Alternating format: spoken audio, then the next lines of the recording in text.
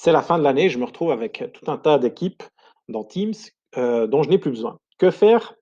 Eh bien, il y a 2 possibilités. La première possibilité, c'est tout simplement de choisir l'équipe, hem, dont on n'a plus besoin, de cliquer sur les 3 petits points de cette équipe et supprimer l'équipe.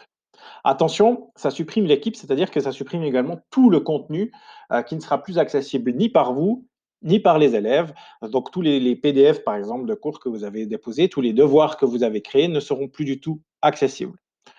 Mais c'est une option. La deuxième option, qui est peut-être un peu plus intéressante, c'est un archivage. Archiver, c'est-à-dire qu'on ne va pas la supprimer, mais on va faire qu'elle n'apparaît plus dans nos équipes actives, mais que le contenu est toujours visible. Il est plus modifiable, c'est-à-dire qu'on ne peut plus aller écrire des messages dans l'équipe, mais on peut toujours accéder au contenu.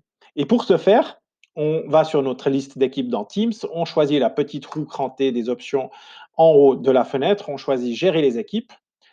Ici, on a la liste d'équipes, on choisit celle qu'on veut archiver, on appuie sur les 3 petits points ici et on clique sur archiver l'équipe. Alors là, on a l'option de pouvoir cliquer sur autoriser l'accès du site SharePoint en lecture seule, c'est-à-dire que tous les documents que j'ai déposés ou que les élèves ont déposés sur le Teams sont encore accessibles, mais uniquement en lecture seule, c'est-à-dire qu'on ne peut plus les modifier. Alors moi, je recommande de faire ça.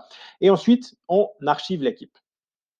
Une fois qu'on a archivé l'équipe, si je retourne dans ma liste d'équipes, vous voyez qu'elle n'apparaît plus. Je peux toujours la retrouver, ici dans les équipes qui ont été archivées et vous voyez que je peux y accéder, mais maintenant j'ai un message qui me dit: «Cette équipe a été archivée, vous ne pouvez pas la modifier». Mais je peux toujours accéder aux fichiers, aux discussions qui ont eu lieu dans dans ce groupe. Voilà. Si par erreur vous avez ou bien si tout à coup au début de la prochaine année, vous voulez réactiver cette équipe, et ben, vous faites la même opération en sens inverse, gérer les équipes, vous trouvez votre équipe que vous venez d'archiver et vous la restaurez. Voilà, à disposition si vous avez des questions là-dessus.